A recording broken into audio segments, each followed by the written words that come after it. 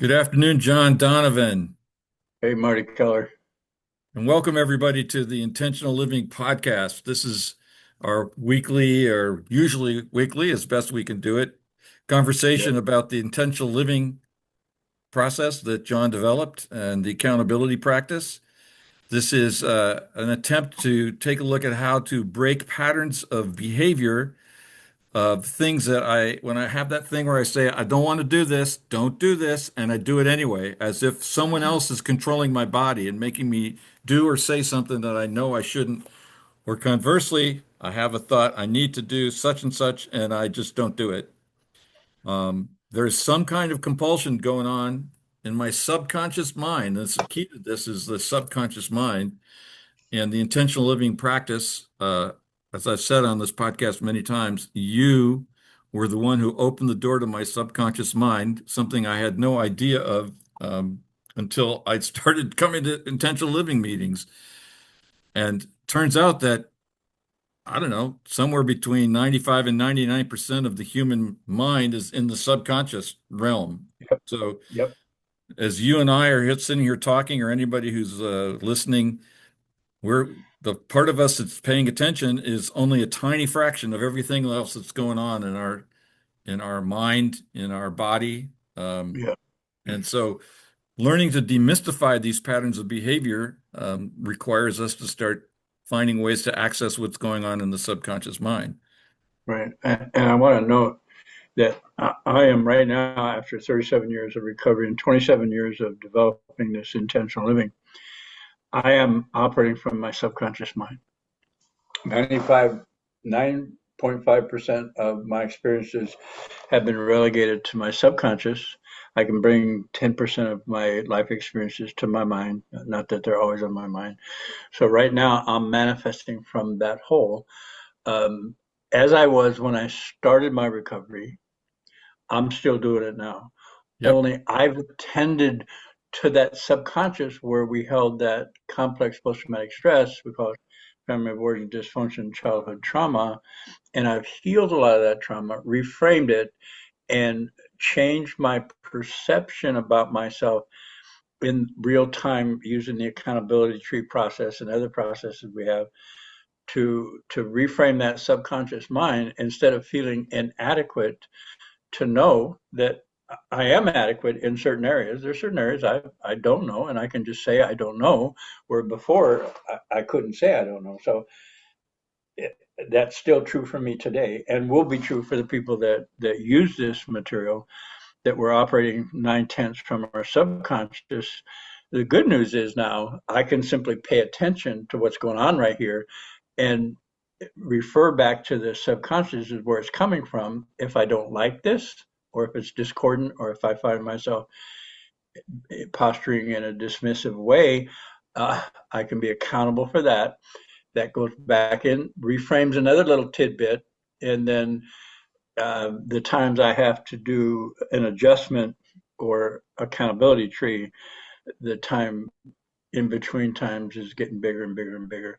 Where when I started this in my early recovery, it was 50, 60 times a day that I could have used it. I'm not saying I did, but that there was something going on that was motivated from the subconscious. So, Well, it's interesting that you bring that up because we're in a series of podcasts where we're looking at the what we call the accountability practice principles. And last week we started to talk about the third or the fourth one, which is people treat me the way I want them to. And mhm. what you just said comes from is an illustration of our first principle, which is I'm always getting what I want. And before we started this practice, or before I started this practice, the stuff that I wanted was anchored firmly in my subconscious mind. I wasn't aware of it, and things would manifest, show up. And that's this Yeah, compulsive behavior thing that I talked about at the top of the podcast. Things would show up, and I'd find myself compelled to do things. And I would say to my conscience, I don't want that. I I don't don't want want that. that. And particularly if it kept recurring, that was the evidence that I didn't have yet because I hadn't learned about the subconscious mind, that in my subconscious reality, I did want that. Yeah, And not only did yeah, I want that, but I had the power to manifest it. Now, as what I'm hearing you say is as we do this intentional living practice and we use intentionality, we start to go through that material in our subconscious mind and creates, and first of all, befriend it, Yep. love it, honor it, and use it to create something different. Yeah. That's Heal, heal the that's heal, intentional. heal the trauma, loving it, like loving, um, acknowledging that I have this compulsive behavior. Yes, I have that, and I can see it coming from my child. Yeah, that's reasonable, and I intend to heal. I intend to manifest graciousness. I intend to be kind, and yeah, and things start shifting and changing, and I simply notice the difference and build on the difference Yeah, because I now good. have a tool where I can address something that I didn't even know was there before. Exactly. So that so the good news for those of you who are new to this process is that John said you may have had the opportunity to do this 50, 60 times a day. And the more we learn to use this simple process, which we call the accountability tree, which I'll just summarize, it's acknowledging the truth of what my experience is in the moment. I'm really pissed off. I'm really scared. I really Yep. think that person's an asshole. Whatever it is, doesn't Yep. matter. To go into the feeling state Yep. that is accompanying that observation and just feel it. And as I feel it, focusing as much of my conscious mind on that experience, maybe even putting my hand on the part of my body that's most manifesting for me. Oftentimes it's my gut, just putting my hand Yeah. there, feeling that upset there in the belly. And then I say, ask myself, what do I want? I want to be at peace. I want to be happy. I want to be confident, whatever. And then Hmm. turning that want into a statement of intention. I intend to be happy. I intend to be confident. I intend to be serene and Hmm. peaceful. So that's the accountability tree, my friends. I did that. I don't know. I didn't time myself. What is that? 60 seconds, maybe. As we Hmm. learn to do this, it's something that's relatively simple to do, but it takes a lot of repetition because most of us have a lot of traumatized material in our not only in our psyche but literally in our brains. Our brains organize Hmm. themselves around these experiences that we in our adult experience here call traumatic. When we were Yep. kids, there was just life. That's what it really Right. was. Yep. And so as we bring these things out of our subconscious and we heal them through this process, there's a balance begins to shift inside of us from feeling trapped in these old ways, feeling caught in our compulsive behaviors, to feeling free to create and manifest what we want in our conscious desires. Yeah. And so last week we were talking about our principle that people treat me the way I want them to, and we had a cliffhanger ending, you might recall, Yeah. Yeah. where we talked about that you have in the accountability, when you do this work in group, you've developed an exercise which you call love equals. And Hmm. the way we came upon that is you were talking about before you learned this principle that people treat me the way I want them to, you talked about being in a quote argument end quote with your wife or your partner and yelling and spitting at each other and accusing you did this, you did that, no, I didn't, that kind of stuff. And you said what those two people were really saying to each other is, I love you, please don't leave me, you're important to me. And so why is it that if that's really what we want, to be in that loving, compassionate relationship with each other, why do we yell and scream at each other and say hurtful things? Right. How do Instead of, and how do I change that? okay.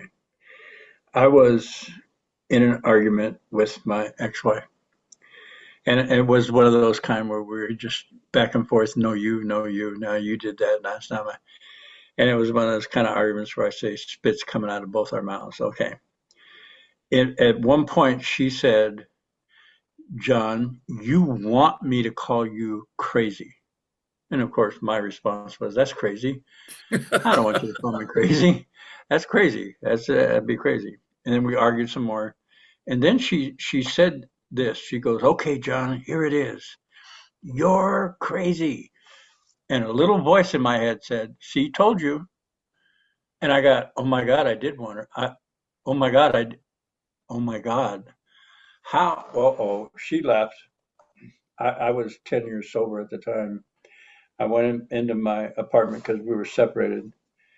And I thought, okay, this. I don't want to do this anymore. I don't want to do recovery. It's too painful. This is crazy. I actually got it that everything I was saying to her was to prompt her to say me that I was crazy.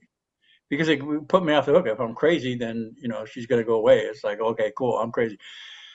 So I got quiet and I laid down and I put on some drumming music for meditation. And I went into my safe meditative place.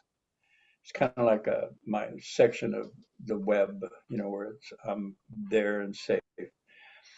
And I thought, okay, what am I going to do? Because I actually, before I did that, I got mad. I got mad at God. I got mad at recovery. Screw this. I'm not doing it anymore. Now, okay, wait a minute, take a breath.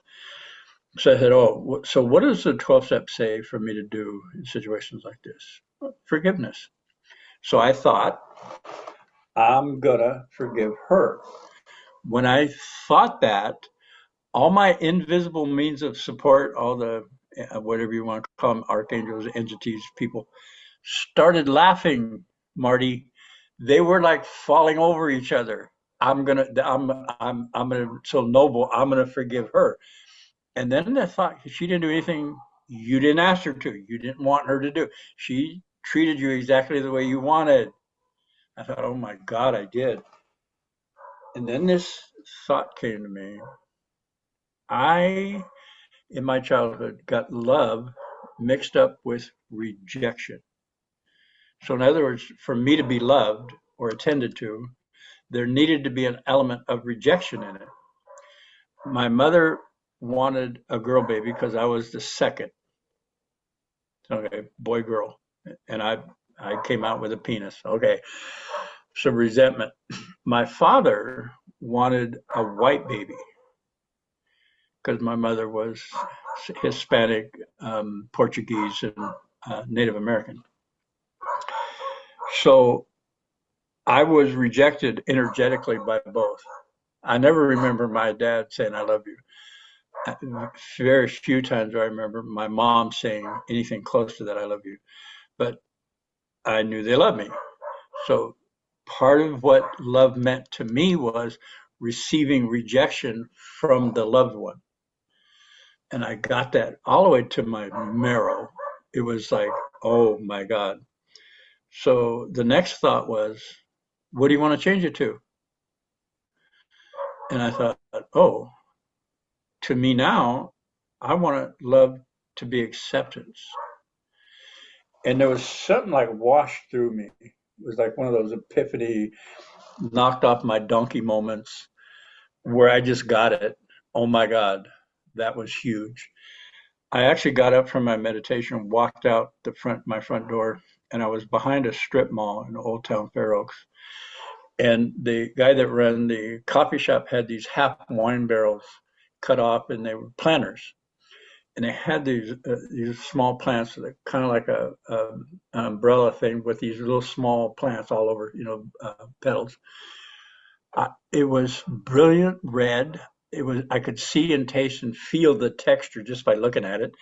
It was like, oh my God. And then I actually looked around to see who put it there because I thought somebody's messing with me. They're going to put this there and I'm going to see it and I get off. I couldn't see it through that filter of rejection. It actually filtered what came to me. And in my relationships, especially with my ex-wife, it had to be an element of rejection. I'm not enough. John, you have potential. You got a lot of potential. What is that saying to me? That I'm messed up. I'm a slob. Whatever. I don't know. It's like, oh, you have potential. That was to me love. So when I shifted it to acceptance, I became discerning. I saw things I didn't see before. For me, a woman fell in love with me if she just slowed down when she passed me by. It's like, oh, we're in love. It's like, no, no, whoa, wait a minute. I remember sitting talking to this friend of mine, woman, and I actually had a discerning thought, like, this is not a good idea. It's too messy, which I don't ever remember having that thought in that situation before. Um, so that's it. So I do an exercise, I call it Love Equals, and I take people through, I ask them three questions. First question is, what's your current reality? You know, are you in recovery? How's your finances? How's your love life? How's your relational things? And I talk about where you're at. For me, it was codependency, alcohol, and avoidant behaviors. Then I asked two questions. One question, what was your experience with your mother between the ages of 3 and 7? And they talk about, how they, and then what was your relationship with your father between 3 and 7? And then I'll go through a litany and I'll say these 6, 8 things, and you stop me when you hear it. It sounds like somebody just hit you in the chest, like, oh my God, love equals I'm a burden, love equals I need to produce, love equals my value is in what I do, love equals lie, love equals fake. And I go through all these, and eventually I hit one, or they'll come up with one, like love is. Uh, One of the person is death. Every person he loved died. His mom, dad, aunt, uncle. So he got love mixed up. And he said in his relationship in current reality, he would not say "I love you." Neither would his partner. Be, and he didn't. He wondered at that. And well, if I love somebody, it means they die. Oh, okay. I'm not. So in that awareness state, when I became aware of I had love mixed up with rejection, I really asked her to do that. I really did. I did. There's a raise in awareness. One of the ways to describe it, a word to use, is enlightenment. Oh, I postured for rejection. Oh my God, my frequency goes up. And then when I say, oh, to me now, love equals acceptance, I say it in that high frequency, which gives rocket fuel motivation to go back into the subconscious, rearrange all those, I don't know, a myriad of things that happen to produce the love equals rejection and to reframe. And then I have a different experience in the present moment through now the filter of love equals acceptance. And it's amazing.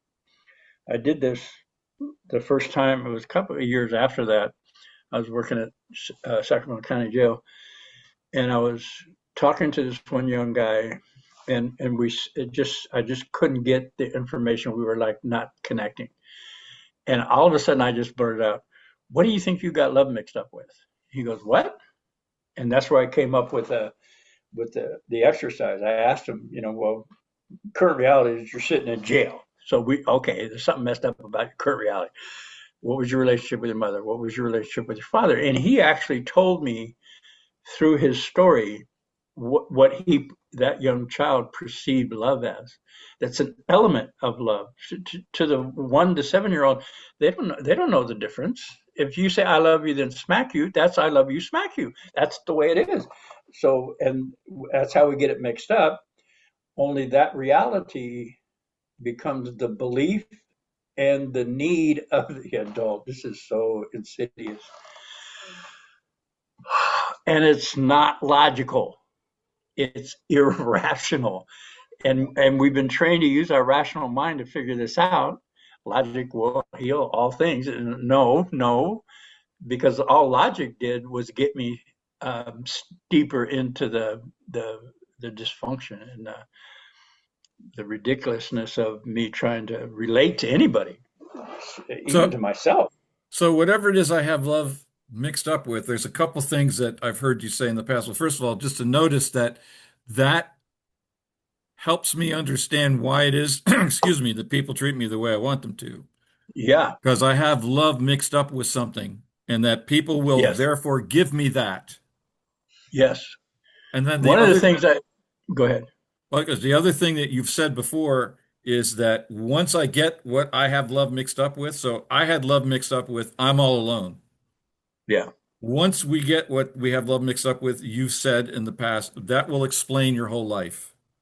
There you go. That's exactly where I was going to go. When that uh, information came to me that I had love mixed up with rejection, Marty, my whole life made sense. Every job I took, every job I didn't take, every woman I was with, every woman I wasn't with. When I walked down the street, I turned left instead of right. The whole thing made sense. The, well, of course I did all that. Of course, yes.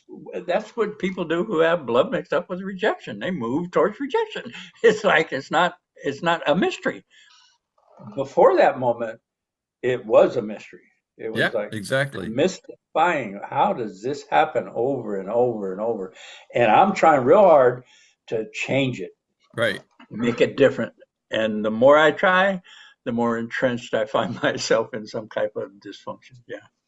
So the thing that I want to bring forward here, we haven't talked about it in this context before, I don't think we have, is that if I have love mixed up with I'm all alone, Yep. then that's how I'm going to treat myself. Yes. I'm going to treat myself as if I'm all alone, and Yep. I will isolate the wounded little child inside of me, Yes. and I will not treat him with compassion, and I'll treat him as a burden because I'm all alone. Right. I don't need that kid. I don't need Right. you. Right. And so if you have love mixed up with rejection, who are you going to reject first?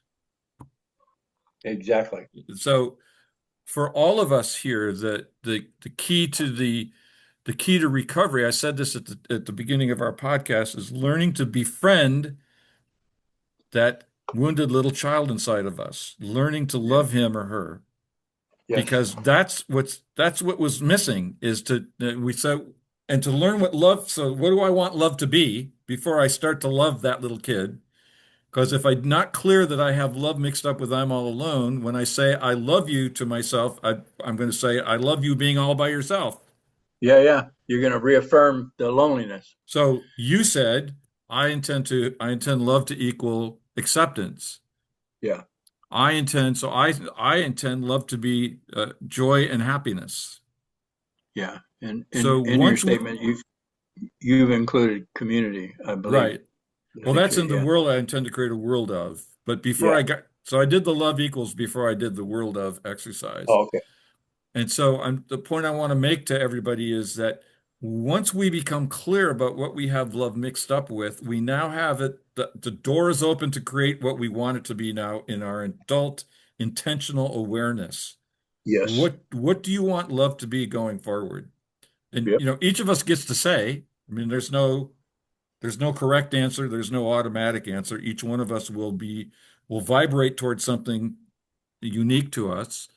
Yep. Although the range of things that we'll all vibrate to is very short, very narrow. It's Yep. like we all want to just be happy, we want to feel joy, we want to feel light and lightened, whatever. Yeah. But using that, creating that, I intend love to equal joy and peace now helps me reframe everything inside of me about how I relate to myself, to that Right. wounded little Marty, and Yep. how I then begin to relate to others. Right. Because one of the things that I noticed with love equals I'm all alone is whenever people would do anything loving toward me, I would just feel I wouldn't get it. It would just like Yeah. pass right over me, Yeah. Yeah. like in a windscreen. So it's like, what was Mhm. that all about? Yeah. Yeah. Yep. And and and then some people would eventually just give up because they're treating me kindly, they're treating me lovingly, they're treating me with tenderness, and I'm like, oh, what? Oh, I don't get it. So now my intention that I've set for myself is I intend to experience love, joy, and peace coming at me from every direction, inside and out, 24/7. There you go. Because, as we said at the end of the last podcast, and the Course in Miracles says every attack is a cry for love.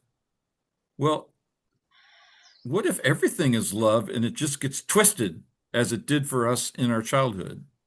What Exactly. if love is actually the prevailing universal energy and it gets disguised? And there must be an evolutionary purpose to that, I would submit, but maybe not.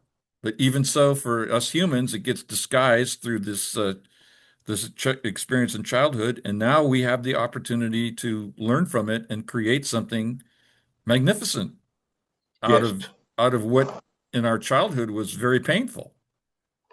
Right. I think that endeavor includes the capacity to choose love in any situation. Exactly. Yeah. But it's really important for us to become clear on what we mean by the word love. That was another takeaway I got from your exercise because we'll use the word love. I remember sitting in a meeting and people were saying using the word love, and I remember thinking, do we all agree on what that means? Yep. What does No. love mean? And Yeah. it was probably around that time that um, we first did the love equals exercise. I may have even raised it in a meeting when you were our facilitator, and you may have said, "Oh, have we done love equals here?" Right. Yep. That okay, I think maybe we might want to do that. Because when people use the word love, if we are not aware of this experience that we had as a kid, and that we have a certain subconscious belief about what love is, or what we have it confused with, to use your words, then when we use that word love, we're, we're potentially speaking out of two sides of our mouths. Like, Yes. this is Hollywood, this is love from Hollywood, and here's what my life experience is. Right. And why the heck don't these things cohere? Right. Why, there must be something wrong with me, and I'm right back in love equals I'm all alone, Hmm. or love equals rejection. Right. Which brings us back to the statement I'm always getting what I want. What did I Right. always want? The need for rejection that was tied into my that's how people connect. That's love. That's what true love is somebody telling me I could be better. I should be different. Well, and if we want to be bold, which I like doing, the principle that we talked about a couple of weeks ago, the issue is not the issue, is because the issue usually really is about love. Yeah. I mean, the real issue is I'm not feeling loved. I don't know how to love. I'm scared because I'm isolated. I'm stuck in my old belief about love, and it's bringing me pain instead of joy. So when you and I as facilitators hear someone talk about, they start sharing a story, my ears are trained to go, okay, what's really bugging you here? Yep. Because Yep. the story doesn't ring true to me as being that important. Right. It's not really what's bugging you. Right. There's always something underneath it. Um, that's in Five Concepts of Relationship. Question, change your story. Right. Um, Story is always in alignment with underlying beliefs, like self sabotage. You know, the story, oh, the issue is I self sabotage. Well, self sabotage is the success of a hidden belief. So actually, you're batting 1,000. Right. You're doing, you're clean slate. You're perfect. It's like, oh, but Yeah. And your yeah, self-sabotage is utterly related to your love equals. exactly. Yeah. So at the beginning of the podcast, we always say that we're doing this to take a look at how to change behaviors that are compulsive, that lead us into life experiences that are painful.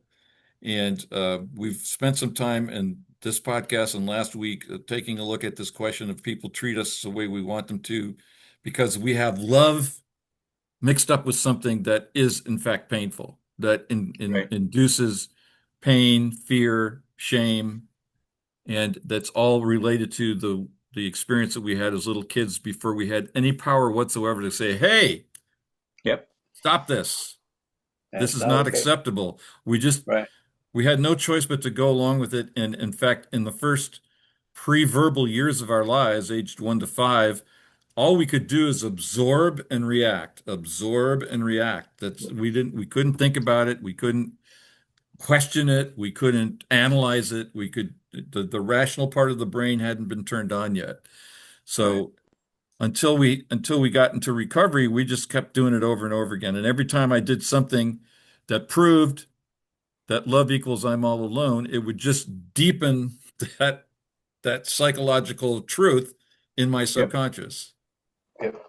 Yep. And now we do this work and we do it on a regular basis.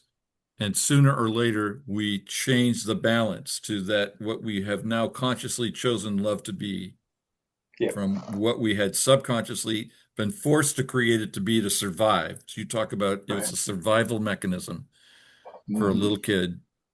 And no matter what I say it is now, there's more. Love is bigger than I can imagine or predict or speak into or speak to. So this is always growing and expanding, and it's cool. That's the good news. That's the good That's news. the good news. Well, we're come to the end of our time together, so we're going to have to leave it there. Any last minute thoughts before we wrap up? I think this idea of bringing those principles up was a good idea. We got, I don't know, we're through four of them now.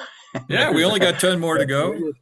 we got plenty of material here, plenty of We might material. finish them by the end of the year. Who knows? Yeah, yeah, we'll see. Yeah. Well, at the end of 2026, maybe. Yeah, there you go. All right. Well, Cool. thank you as always for your time, John, and I look forward to the next one. John facilitates a meeting on Saturdays. I facilitate one on Wednesdays, and our colleagues Dan and Rodney facilitate meetings on Monday and Thursday, respectively. We do this work in a group setting. It's the most powerful way to accelerate moving toward what to manifesting what we say we want as healing adults. And so they're all the meetings are on Zoom, and the information of the specific days and times and Zoom addresses will be at the end of the podcast. So please feel free to join us and learn about how to find out what your love equals, and There you go. more Yeah, more importantly, using that information to create what you want now as a aware adult. So we'll see you next time, John, and we'll you got it. take up the next principle. You got it. Thank you, Marty. All right, thank you. Bye. Bye.